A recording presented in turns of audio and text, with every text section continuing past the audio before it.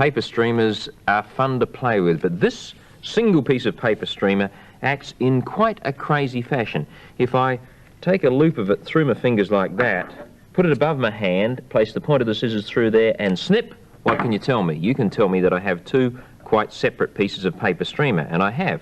But when I say the magic word, abracadabra, and stretch it out, I have one piece again. How can that possibly be? It can possibly be because I did something to the streamer before I started. Can you guess what I did? I'll give you a clue. Have a close look at that paper streamer now, and I'll turn it sideways. Are you watching?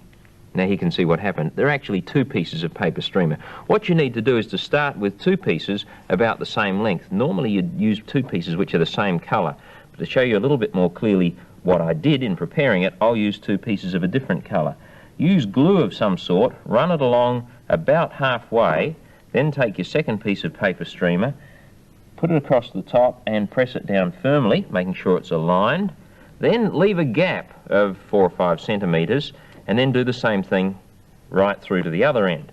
Glue all the way along, like so, and then carefully align the two pieces once again and press them down.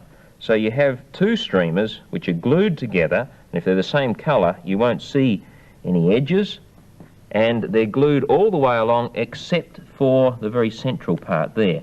What you do there to prepare it is to bend one half downwards like that and press it in so it's folded there and folded there. Now when you hold it out, showing somebody first of all, hold it sideways and they'll think it's one piece, and then when you loop it in your hand you actually turn it that way, masking it all with your hand so that they just see the loop at the top and the two pieces at the bottom. What they don't see is what you are now seeing. What goes on behind is that you're cutting through just one half of your doubled paper streamer, and when you show it to the person you quickly flip it over that way so that they see just that size. And of course by using two pieces the same colour, the illusion amazes everybody. And that's all for this week's Amazing Curiosity Show.